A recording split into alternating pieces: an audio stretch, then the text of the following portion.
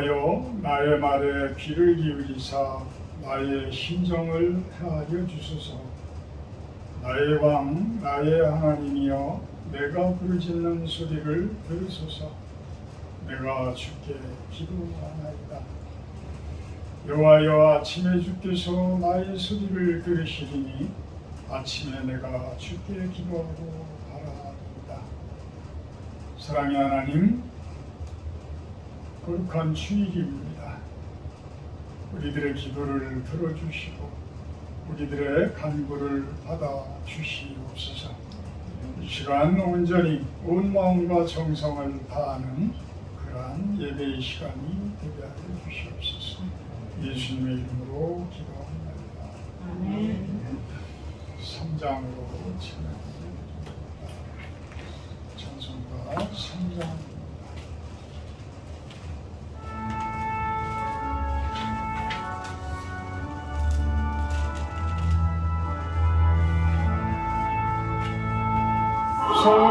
성부성자와 성령 찬송과 영광 돌려보내세. 대초로 지금까지 또 영원토록 성삼위께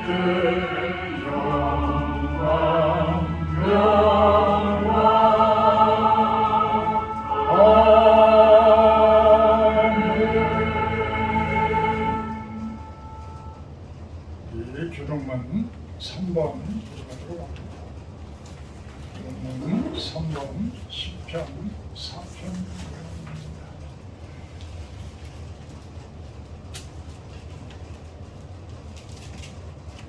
교동문 세 번째 3번 들어갑니다. 내 의의 하나님이여 내가 부를 때에 응답하소서. 곤란 중에 나를 너그럽게 하셨사오니 내게 은혜를 베푸사 나의 기도를 들어주소서. 인생들아 어느 때까지 나의 영광을 바꾸어 욕되게 하며 헛된 일을 좋아하고 거짓을 좋아하는가.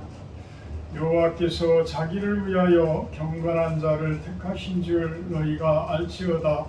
내가 그를 볼 때에 여호와께서 너희를 사랑하도다. 너희는 떨며 범죄하지 말지어다. 자리에 누워 심중에 말하고 잠잠할지어다. 의의 제사를 드리고 여호와를 의지할지어다. 여러 사람의 말이 우리에게 선을 보일 자 누구냐 하오니 여호와여 주의 얼굴을 우리에게 주소서. 주께서 내 마음에 두신 기쁨은 그들의 곡식과 새 포도주와 음식할 때보다 더하니라. 내가 평안히 눕고 자기도 하리니 나를 아르전히 살게 하시는 이는 오직 여호와이시니이다. 아멘. 다같이 사도신경 하시고 신앙고백하도록 합니다. 나는 전능하신 아버지 하나님 천지 창조주를 믿습니다. 나는 그의 유일하신 아들 우리 주 예수 그리스도를 믿습니다.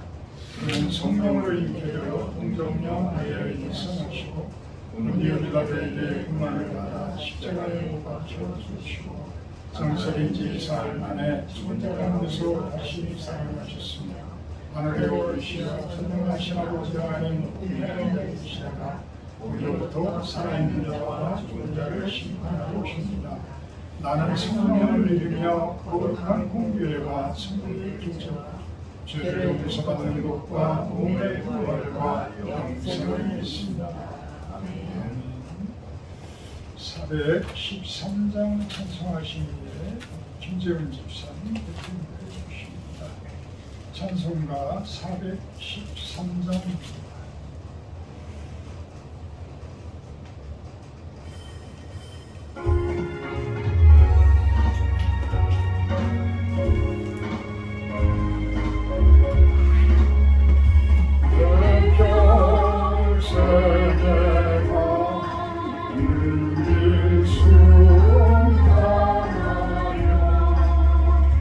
그 잔잔한 강가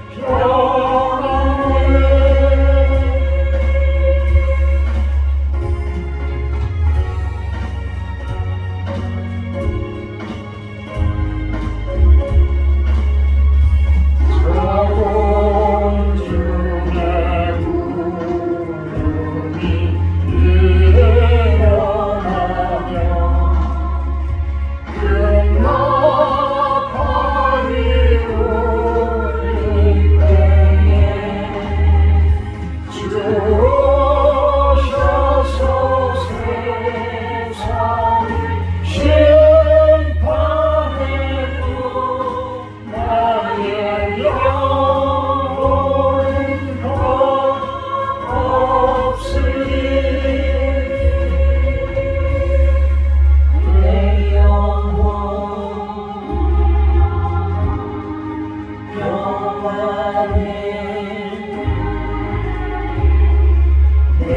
영혼 평안해.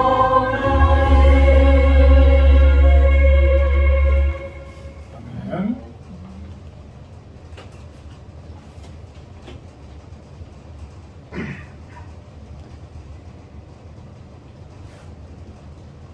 사랑과 은혜가 풍성하신 하나님 아버지, 주의 날을 맞이하여 성도들 실로원에 모여 영과 진리로 예배합니다.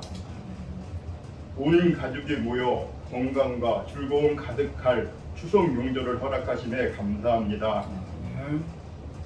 결실, 수확의 계절을 앞두고 삶의 열매를 돌아봅니다. 어느 것 하나 내세울 것 없는 세상의 평가에 실망하며 후반기를 설계합니다. 먼저 그의 나라와 의를 구하라. 수고하고 무거운 짐진 자들아 다 내게로 오라. 길이요 진리요 생명이신 예수님 따라 부요하신 십자가를 잘 감당하고 성령 안에서 의와 평강과 희락으로 나아가게 하옵소서. 아멘. 실로원 교회가 길을 찾아 헤매는 심령들을 진리와 생명의 길로 잘 인도하게 하옵소서. 아멘. 단위에 세우신 목사님 영줄 강건케 하사 성령 충만함으로 대원하시는 말씀을 통하여 진리와 생명의 길을 발견하는 귀한 시간 되게 하옵소서. 아멘. 예수님 이름으로 기도합니다. 아멘.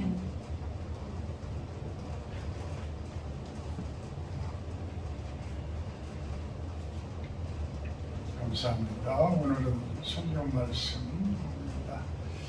예레미야서 6장 27절에서 30절 말씀입니다. 예레미야서 6장 27절에서 30절 말씀. 제가 공부합니다. 내가 이미 너를 내 백성 중에 망대와 유세로 삼아 그들의 길을 알고 살피게 하였노라. 그들은 다 신이 반역한 자며 비방하며 돌아다니는 자며 그들은 놋과 철이며 다 사악한 자라. 풀목불을 맹렬히 불면 그 불에 납이 살라져서 단련하는 자의 일이 헛되게 되느니라. 이와 같이 악한 자가 제거되지 아니하나니 사람들이 그들을 내버린 은이라 부르게 될 것은 여호와께서 그들을 버렸습니다. 오늘 말씀 제목은 노블한 인생을 삽시다. 노블한 인생을 삽시다. 오늘 말씀과는 정반대되는 그러한 설교 제목입니다. 예레미야는 눈물의 선지자예요. 끊임없이 이스라엘의 잘못되어진 점들을 지적하며 그것들을 예레미야가 지적하는 것이 아니라 하나님께서 지적해 주는 것을 그것을 대언해서 이야기를 하는 거예요. 그러니 축복의 말만 전하는 선지자의 모습이 가장 어떤 이스라엘 백성들에게 존경을 받고 좋은 모습의 그러한 선지자일진데 전혀 이스라엘 민족들에게 득이 되어지는 이야기를 하는 것이 아니라 계속해서 저주의 말 같은 그러한 하나님의 말을 전하는 그러한 사역을 했어요. 얼마나 가슴 아프겠어요. 얼마나 마음이 아프겠어요. 근데 이스라엘 민족들이 그것을 그 내용들을 기쁘게 받아들이고 되게 눈물 가운데에 완전히 그러한 저주스러운 곳에서 벗어나서 참 구원에 이르는 그러한 모습이 되었으면 얼마나 좋겠어요. 근데 전혀 그렇지 못하고 결국은 이스라엘이 남유다가 쫄라당 망해요. 완전히 망하는 모습을 보이게 됩니다. 그래서 예레미야서를 이제 우리가 큐티인에서 언제까지 그게 계속해서 나오는지 모르지만 앞으로도 설교는 거의가 암울한 설교일 거예요. 예레미야가 나오는 그러한 내용들이라면 거의 좋은 부분들은 없을 거예요. 근데 그럴 때일수록 우리 자신들을 다시 한번 돌아보고 내 안에 있는 예레미야가 그렇게 울부짖는 그러한 모습들이 내 안에 어디에 그런 것들이 쌓여 있을까? 그것을 찾아내고 그것을 들춰내고 아프지만 내 속에 내 사점 속에 흙뿌리 내리고 있는 그 악한 것들을 다 도려내는 그러한 시간들이 되었으면 좋겠습니다. 그 아픔의 과정, 도려내는 과정을 이겨내야지만 여러분들은 아까 우리 김재훈 집사님 기도 가운데에서도 나온 내용들이지만 하나님 나라의 그 의와 평강과 희락을 얻는 그러한 축복이 될 것입니다. 27절을 보게 되면 내가 이미 너를 내 백성 중에 망대와 요새로 삼아 그들의 길을 알고 살피게 하였다. 누구에게 이야기하는 거예요? 예레미야 선지자에게 이야기하는 거예요. 그러니까 예레미야에게 이러한 사명을 준 거야. 이러한 사명. 그러니까 어떤 축복의 말만 하면 얼마나 좋겠어요. 저도 여러분들에게 계속해서 어떤 잘못된 것들을 지적하는 것보다 하늘에 있는 복이 여러분들에게 가득하기를 축원합니다. 이런 것을 웃으면서 기뻐하는 모습으로만 설교를 하면 얼마나 좋겠어요. 근데 성경 속에는 축복의 그러한 말들도 많이 있지만 우리들로 하여금 그것들을 털어내고 십자가 짊어지고 그 고난을 받아들이고 나 자신을 십자가에 못 박고 나 스스로를 내려놓는 그러한 말씀들이 대부분이에요. 그러한 말씀들이 아주 대부분이에요. 예레미야는 그런 사명을 받으신 거예요. 근데 요즘 우리 교회에서의 설교들을 아마 여러분들이 들어보게 되면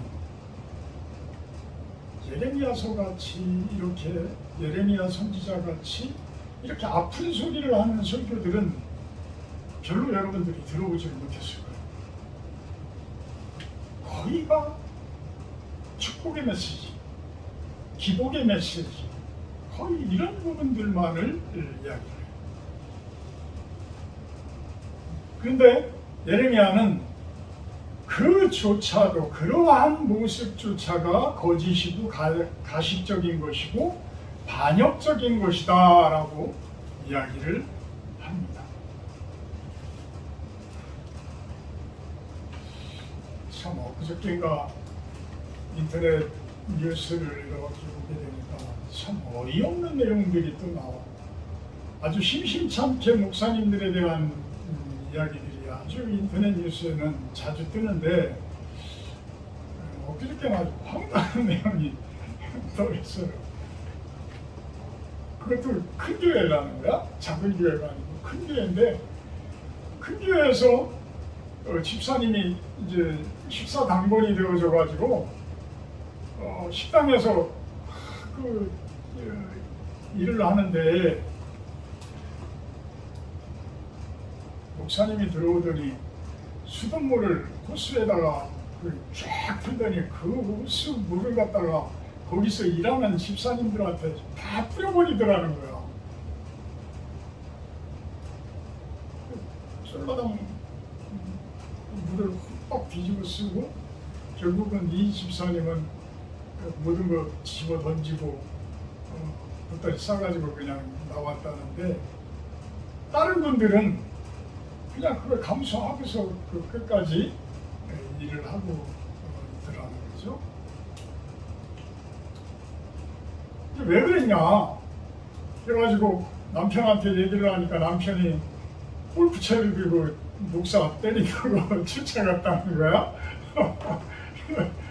왜 그랬냐 물어보니까 다들 더워하는 것 같아서 시원하게 해주려고 물을 뿌렸다는 이야기가 써 있는데, 참 이게 진실이라면, 이게 사실이라면, 물론 기자들이 그렇게 왜곡되게 쓰지는 않았을 거예요. 사실에 근거해서 썼겠지. 그렇지 않겠어요? 아니면 수송이 걸리든 뭐를 해서 어떤 손해배상 청구를 당하기도 하고 막 이러잖아요. 그렇기 때문에 기자들도 그렇게 진실을 벗어나서 이렇게 쓰고 그러지는 않은 거예요. 제가 그런 것들을 생각을 하면서, 야, 또 그분 문제뿐만이 아니고 참 여러 군데에서 이렇게 교회들마다 마찰음들이 이렇게 나오는 이야기들을 들어보면 참 황당한 사람들도 많구나. 왜 이럴까? 왜 이럴까? 왜 한국교회 목사님들이 왜 이럴까? 참 예전에는 안 그랬을 텐데. 예전에는 안 그랬나? 우리 한국 교회와 한국의 경제 발전이 거의 같이 이루어지는 상황이었는데, 그때를 보게 되면 훌륭하신 목사님들 참 많잖아요. 제가 결혼했던 그러한 고려동교회 같은 경우에 김찬호 목사님 같은 경우 완벽할 수는 없어요. 목사님들 완벽할 수는 없지만 그래도 성도들이, 청년들이 얼마나 그래도 그분을 존경했으면 나중에 청년들이 그분에 대한 책을 만들어낼 정도고 이 정도로 했었어요. 그러니까 교회가 그렇게 부흥되어지고 그러죠. 그런데 이제 그분이 사임을 하시고 정년퇴직을 이제 하시고, 그러고서 이제 새로운 목사님이 들어오면서부터 교회가 마찰음이 막 생겨나기 시작해요. 그러면 이 목사님들의 영성, 목사님들의 어떤 오늘 설교 제목처럼 노블함, 거룩함, 이런 것들이 너무 많이 부족한 것 아닐까, 그런 생각을 해보게 돼요. 그렇다고 해서 그분들을 그렇게 지적을 하고 이 암울한 모습들만 바라보면서 그냥 참고 가야 되나? 그냥 넘어가야 되나? 아마 오늘 예레미야 선지자의 이 주장은 하나님의 마음을 그대로 지금 선포하는 거예요. 하나님의 마음, 하나님의 뜻을 선포하는 거예요. 하나님의 뜻은 무엇일까? 그러한 모습들을 바라보면서 하나님의 뜻은 무엇일까? 28절을 보게 되면 그들은 다 신이 반역한 자며 비방하며 돌아다니는 자며 그들은 룻과 철이며 다 사악한 자다. 결국은 이스라엘 민족은 바벨로니아에 의해서 예레미야의 그 끊임없는 그 선포에도 여러분 이러면은 이 나라가 망합니다. 여러분 선지자들이요 거짓말을 하지 말고 있는 그대로 하나님께서 이야기하는 그 말을 선포하십시오 라고 이야기를 해도 다 거짓된 것만 선포를 해요. 평강하다 나라는 다 망해가는데, 망쳐 들려서 다 망해가는데 그런 거짓말들만 하고 있단 말이에요. 그러니까 예레미야는 계속해서 하나님의 말씀을 계속해서 선포하는 거예요. 그렇게 하지 마라. 그렇게 했다가는 망한다, 멸망한다. 그렇게 살다가는 엉망이 된다. 진정한 구원이 있을 수가 없다. 이런 이야기들을 우리들에게 하고 있는 거예요. 그런데도 반역을 한다. 하나님을 반역을 한다. 하나님을 반역을 해요. 그러면서 오히려 하나님을 비방하고 돌아다니고 하나님의 말씀을 선포하는 예레미야를 오히려 가두기도 하고 구덩이 속에 쳐넣기도 하고 때리기도 하고 이런 모습들을 보여요. 그러니까 그들의 마음은 뭐겠어요? 놋과 철같이 아주 단단한 그런 모습들이더라. 그걸 한마디로 표현하면 사악한 자다. 사악한 자. 그래서 하나님께서는 결국은 심판을 안 하실 수가 없었다. 심판을 안 하실 수가 없었다.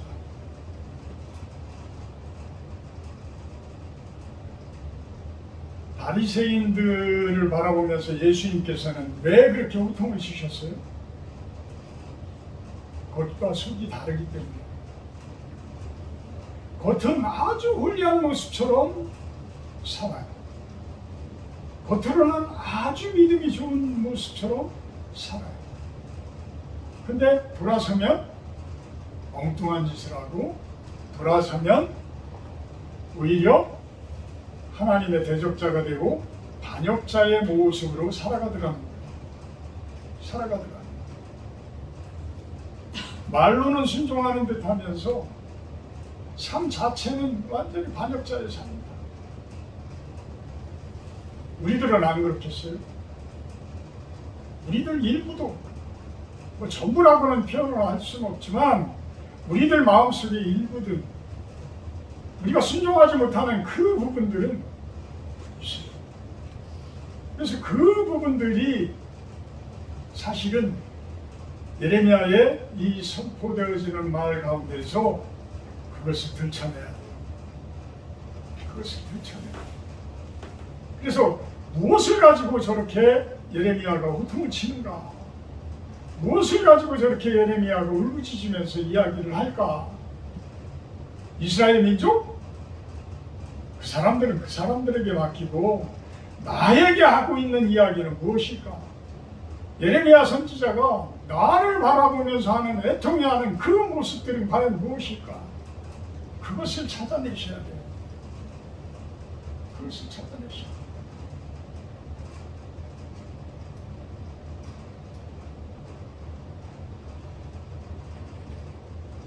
말씀에 녹아지지 않는 녹과 철. 쇳덩어리, 쇳덩어리. 내 가슴이 쇳덩어리야. 하나님의 말씀이 탁탁 들어와서 내 가슴 속에 쏙쏙 들어와야지 내가 변화되어지는데 완전히 철갑옷을 내 가슴에 딱 입어버린 거야.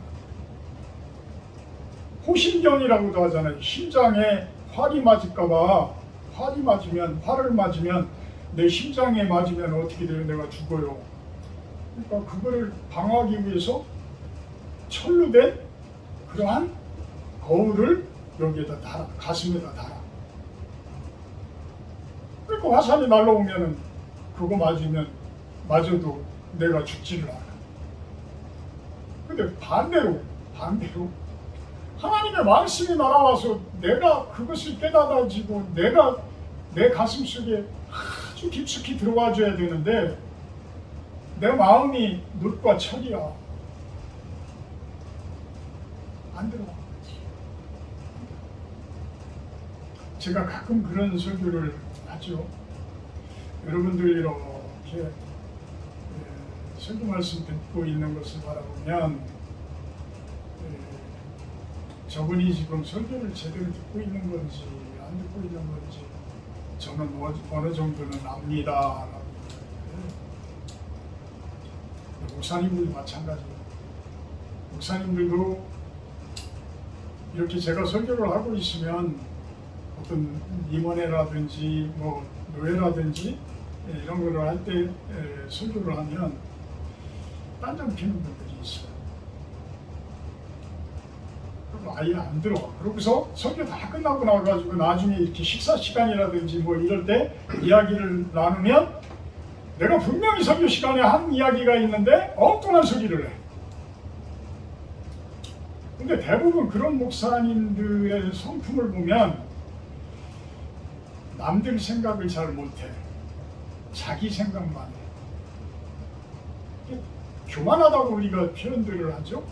대부분이 자기 주장들을 하는 사람, 자기 고집이 센 분들, 자기 주장이 강한 사람, 이런 사람들이 못 받아들여. 쉽게 못 들어. 저도 좀 그런 편인데,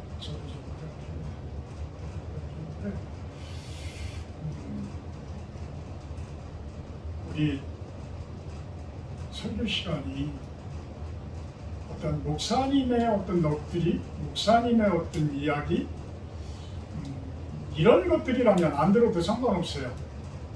그렇지만 하나님의 말씀이 전달되어지는데 그 말씀이 가슴에 안 박힌다라고 한다 그러면 그건 본인에게 문제가 많은 거예요. 본인 스스로에게 문제가 많은 거예요. 그래서 그런 부분들이 나에게 있다라고 생각을 하면 여러분들도 한번 기도하면서 그 부분에 대해서 생각을 하셔야 돼요. 내 마음이 믿음에 대해서, 하나님에 대해서, 하나님의 말씀에 대해서 놋과 철은 아닌가? 놋과 철은 아닌가? 그렇게 중무장한 모습이 아닌가? 그렇게 굳어진 모습은 아닐까? 라는 것들을 한번 생각을 해주시길 바랍니다.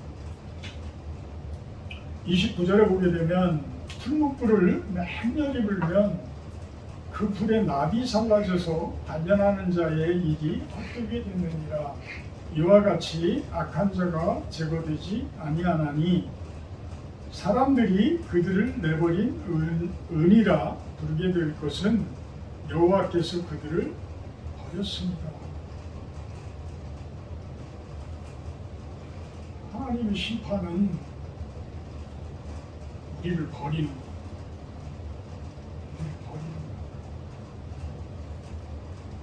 왜 버려요? 너무 오염되어서 이렇게 골라낼 게 없어. 골라낼 게 없어. 그러니까 오늘 말씀이 그 말씀이에요. 여러분들은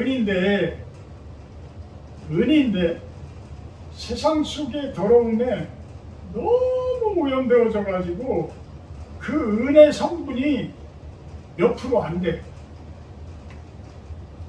은과 같은 그러한 성분이 구원받아야 할 성분인데 너무 세상 속에 타락되어져서 그 성분이 5%도 안 돼. 정제되어질 것이 없어. 그러니까 하나님께서는 어떻게 해요? 맹렬한 불못불에 태워버릴 수밖에 없다는 거예요. 맹렬한 불못불에. 그러니까 맹렬한 불못불에 확 태우게 되면 그 불순물들이 다 타면서 은도 이게 기체화되어져 가지고 다 날아가 버린다는 거예요. 그렇게 설명할 수가 있는 거예요. 아무리 이 은이 중금속이지만, 무거운 금속이지만 이것이 펄펄 끓는 그런 상태가 돼버리면 다 어디로 갔는지 없어져 버린다. 없어져 버린다. 그 표현을 30절에 뭐라고 그래요? 내버린 은이다. 내버린 은이다. 버려버린 은이다. 버리기에 너무 안타깝고 너무나 아까운 은덩어리인데 여러분들은 금과 은과 같은 그런 귀한 모습들인데 너무 더러움에 오염되어져 있네. 버릴 수밖에 없다. 얼마나 안타까운 이야기.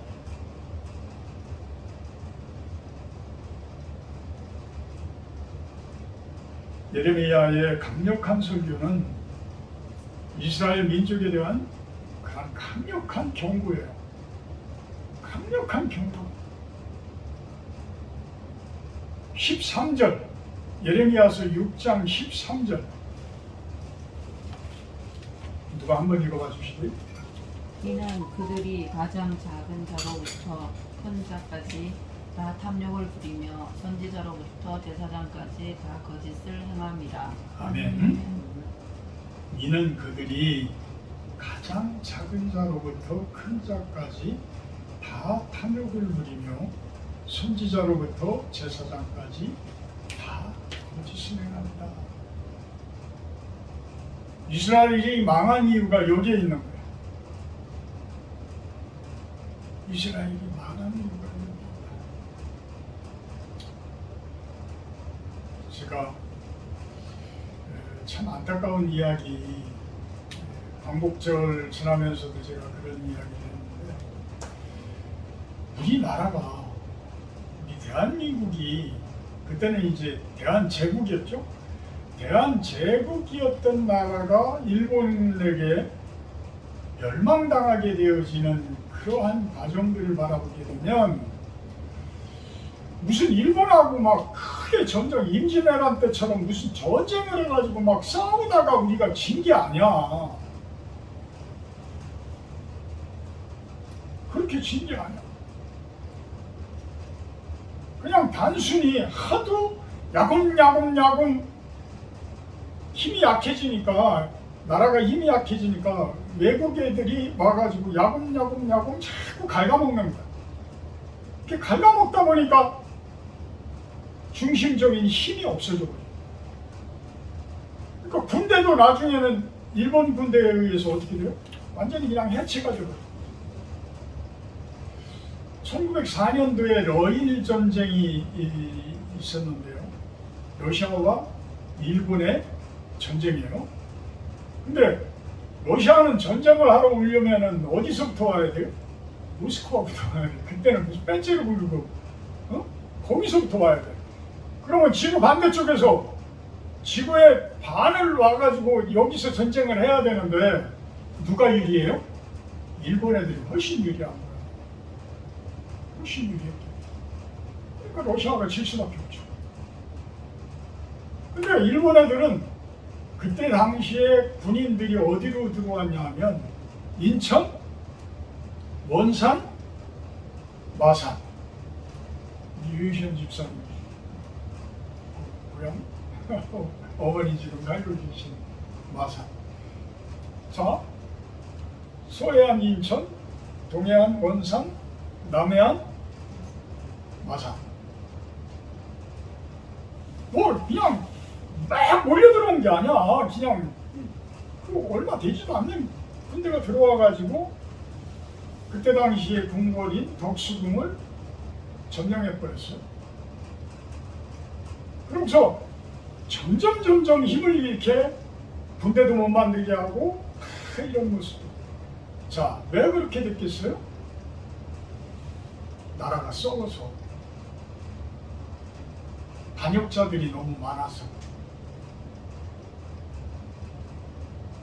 우리 대한제국을 위한 진짜 활복 자살을 할 정도로 나라를 위해서 그렇게 하는 분들도 계셨지만, 완전히 이완용이라는 사람들, 뭐 이런 사람들처럼 그 앞제비 노릇을 하면서 오히려 나라의 힘을 잃게 만들어 놓은 그러한 사람들이 있었단 말이에요. 지금 이렇게 나라에 돌아가는 과정들을 보게 되면 안타까운 부분들이 너무나도 많이 있는데 뭐 그런 걸 이야기하고 싶지는 않고요. 이렇게 내면이 썩어버리는 거야. 내부가 썩어버리는 거야. 중심이 무너져버리는 거야. 제 중심이 어디였었어요? 왕이 있는 곳이잖아요. 서울이었잖아요. 그곳이 무너져버리고, 그러니까 아무 힘을 못 써. 그러니까 6년 뒤에 그냥 우리나라를 합방을 시켜버려요. 이 경술국치라고도 이야기하죠. 우리나라가 나라를 잃어버렸어요. 그러니까 그 중에 의병들이라든지 나라를 생각하던 사람들은 다 어디로 가요?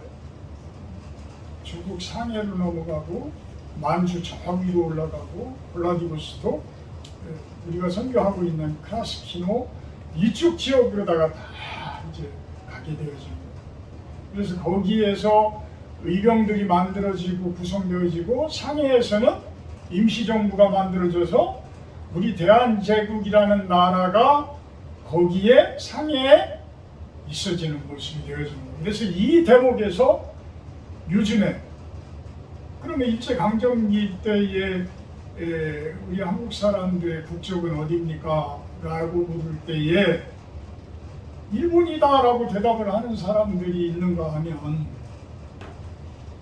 무슨 소리야? 우리 임시정부가 그대로 살아있는데 나라가 망했지만 우리 정부는 거기 가서 정부를 세운 것 아니냐? 우리 대한제국은 살아있어! 어느 게 맞는지는 여러분들이 판단을 하시기 바랍니다. 참, 그래서 나라가 망했어요. 우리 대한제국이 그래서 망했어. 지금 이스라엘 민족도 그래서 망했어. 그래서 망했어.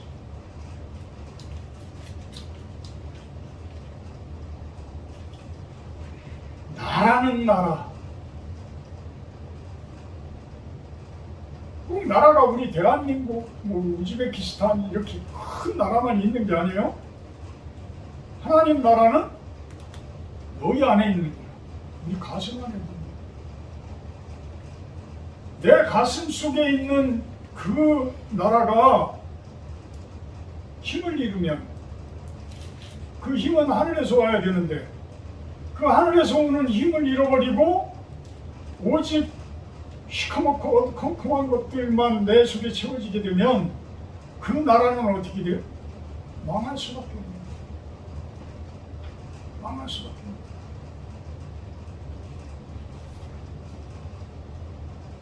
자, 이제 오늘 설교 제목인 노블한 인생을 삽시다. 노블하다. 노블하다. 영어로 노블. 참 고상한, 귀한, 고귀한, 귀족적인 이런 뜻입니다. 저는 여러분들이 귀족과 같은 삶을 살기를 주님의 이름으로 축복하고 축원합니다. 아멘. 근데 귀족이 세상 사람들이 생각하는 귀족의 모습보다는 저는 하나님의 눈으로, 예수님의 눈으로 바라보는 그러한 귀족의 삶을 살았으면 좋겠어요. 그런 귀족과 같은 삶을 살았습니다. 어제는 제가 우리 이제 부사모 우리 장인 성모님 산소에 가서 항상 명절 때는 따로 모여서 집안 식구들끼리 예배를 드려요. 이제 제가 추도 예배를 이렇게 하는데 내가 여지껏 추도 예배 한 중에서 추석 예배 한 중에서 어제같이 더운 날은 처음이야. 야, 땀이 막 줄줄줄줄 흘러. 근데 내가 정작 하고 싶었던 이야기는 참 전달이 됐는지는 모르겠지만 우리 그 조카들이 우리 부사모 가정의 식구 이렇게 형제들이 5남매다 보니까 2남 3녀야. 그러다 보니까 그 조카들이 둘씩만 해도 10명이에요. 우리는 1명이지만 또 우리 처제가 3명이니까 둘씩이라고 보면 10명이야. 10명인데 이렇게 예배를 드리면 다 참석하지는 못하지만 그래도 다 참석을 해주고 그 중에 이제 우리 여자 조카 큰 조카애가 11월 16일 날 결혼을 하는데 그 신랑 될 사람하고 같이 왔더라고요. 이렇게 쳐다보니까 너무 좋아. 보기가 너무 좋아. 제가 어제 그 설교를 했어요. 참 우리가 이런 모습으로 귀한 모습으로 이렇게 산소에 모여서 매 절기 때마다 이렇게 예배 드리는 모습이 내가 보기에 너무 좋다. 근데 그 좋은 원인이 어디에서 왔나를 제가 한번 예배 준비를 하면서 생각을 해보니까 우리 장모님의 기도 가운데서 왔더라라는 이야기가 있어요. 우리 조카가 10명인데 물론 다 뭐 100% 다 좋은 모습은 아니에요. 그렇지만 대부분 한 명 정도 이렇게 그 조카가 나중에는 잘 되겠지. 한 명 정도만 좀 말썽이었지. 나머지 조카들은 참 노블해. 아이들이 참 바르게 자라고 참 곱게 자라고 이런 모습 너무 감사한 거예요. 노블이라는 부분들이 참 돈이 많은 사람들, 우리 SK그룹 회장 최태원 회장님, 노소영 대통령 따님 어떤 분들의 그런 지금 세기의 지금 이혼 소송을 하고 있죠. 몇십조 원이 왔다 갔다 하는 그런 이혼 소송이에요. 그러니까 SK그룹이 노태우 전 대통령이 키워줬기 때문에 노세영 씨가 그거에 대한 주식을, 최태원 씨 주식을 상당 부분 46%인가 가져야 된다 이렇게 해서 소송을 해놨는데 지금 대법원 판결만 놔두고 있죠. 항소까지는 노세영 씨가 이긴 걸로 제가 알고 있어요. 근데 제가 왜 이런 이야기를 하냐면 그렇게 돈이 많은 분들 또 그렇게 유명하신 분들이 꼭 노블한 모습은 아니다. 그 영국의 예전에 그 유명했던 다이애나 황태자비 그분의 그 교통사고에 의한 사망 이런 부분들을 바라볼 때에 귀족이라고 하시는 분들도 말씀적인 입장에서 볼 때 과연 얼마나 노블할까? 얼마나 노블할까? 그냥 소소히 소박하게 살아가는, 노블하게 살아가는 그러한 모습들이 저는 하나님께서 훨씬 더 기쁘게 받아들이라고 저는 생각해요. 우리는 비록 돈은 많지 않고 남들보다 월등하게 어떤 뛰어난 그러한 힘도 없고 그럴지는 모르지만 여러분들이 우리 장모님처럼 저같이 너무 어려웠어요. 사실 우리 부사모가 참 고등학교 졸업하자마자 그 장인어른이 돌아가셨으니까 그 생활을 어떻게 해? 그것도 5남매인데 5남매 나놓고 제일 막둥이가 초등학교 지금 1학년인가 2학년인가 그랬었는데 응? 그래도 그 장모님은 그렇게 새벽기도 빠지지 않고 하시고 내가 결혼해서도 이렇게 보시면 항상 성경 보고 계셨어. 그냥 시간 되시면 성경 보고 계셨던 게 저는 아주 내게나. 그래서 저는 그런 모습이 참된 노블합니다. 그래서 결론적으로 몇십 년이 지나고 나가지고 보니까 그 자손들이 화려하지 않지만 아주 소소한 가운데서도 아주 반듯하게 잘 자라줬더라. 이것이 진정한 노블 아니냐? 이것이 진정한 노블 아니냐? 우리는 신분 상승을 위해서 끊임없이 노력들을 해요. 특히 젊은 사람들은 어떤 명예, 권력, 돈 이런 것들에 의해서 신분 상승을 하려고 끊임없이 노력을 해요. 근데 진정한 신분 상승은 그런 사회적인 신분 상승도 중요하지만 그 사회적인 신분 상승으로 인해서 오히려 집안이 엉망이 되는 경우가 많아요. 엉망이 되는 경우가 많아요. 믿음의 신분 상승이 이어지는 그러한 모습이 진정한 노블한 삶이 아닐까라고 생각을 합니다. 하나님도 예레미야도 우리들이 그렇게 좋은 삶을 살기를 바라셨기 때문에 제발 그렇게 살지 말아라. 제발 그렇게 말씀을 벗어나서 놋과 철과 같이 하나님 말씀을 전혀 받아들이지 않는 그러한 마음으로 살지 말아라. 그렇게 애절하게 그렇게 간구하고 그렇게 부탁하고 그런 모습이 아니었을까.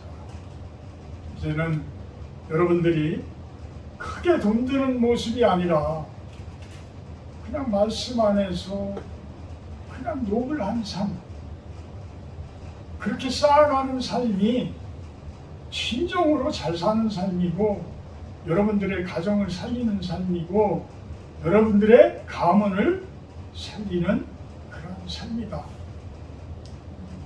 이것이 오늘의 하나님의 말씀이다 라고 생각을 하시고 진정으로 순종하고 따라주는 그러한 여러분들이 되기를 주님의 이름으로 축복하고 축원합니다. 사랑의 하나님, 하나님께서는 우리들을 포기하지 않으십니다. 그걸 압니다. 금과 같이 은과 같이 우리를 단련하시지만 버리지 않는 그러한 모습이 되어지기를 또한 바라십니다. 우리가 이제는 단련되어져서 정련되어져서 진정한 금의 모습으로 은의 모습으로 노블한 그러한 삶을 살아가게 하여 주시옵소서. 예수님의 이름으로 기도합니다. 우리 십계명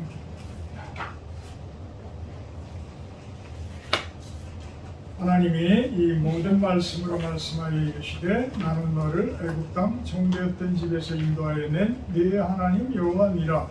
제 일은 너는 나 외에는 다른 신들을 여기에 두지 말라. 저희는 너를 위하여 세상을 가르치지 말고 또 여호와는 하늘의 영혼 아래로 땅을 것이다. 땅을 그것들의 길을 잘하지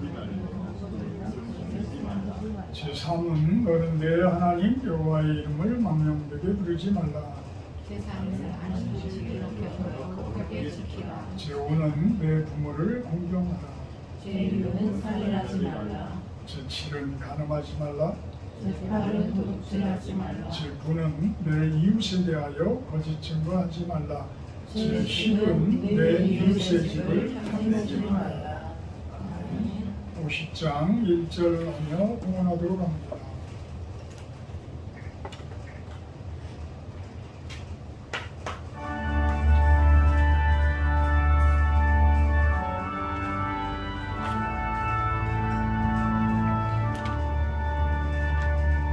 내게 있는 모든 것을 아낌없이 드리네. 사랑하고 의지하며 주만 따라 살리라. 주께 드리네. 주께 드리네. 사랑하는 구주 앞에 모두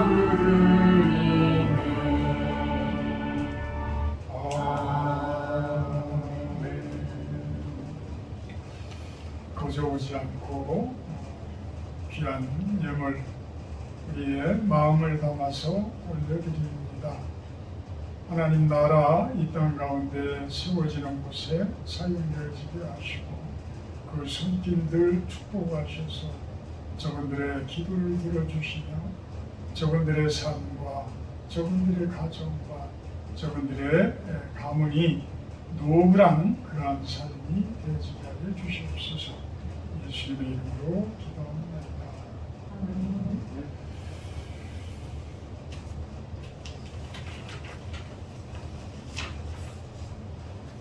다음 주 주일 예배 기도는 부정심사입니다. 오늘 식사 교제는 내부에서 하도록 합니다. 오늘 어디요? 길룡이 육개장.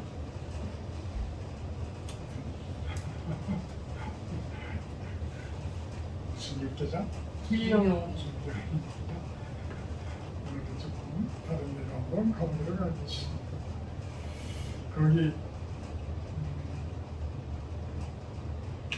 여소장님이 아마 수요 예배에도 참석을 해주실 것 같은데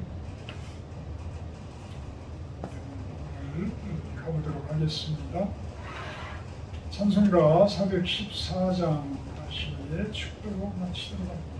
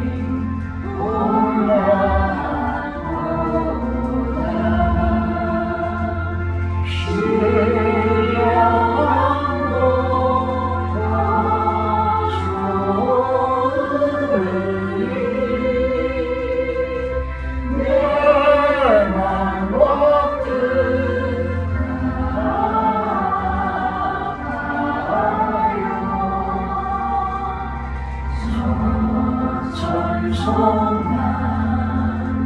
향해 가네.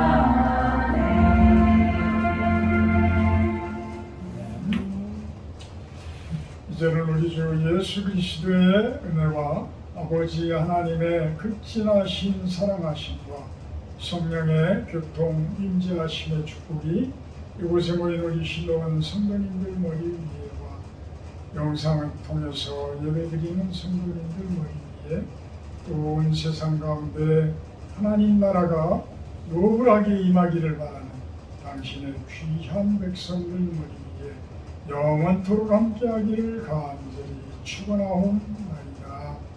아멘.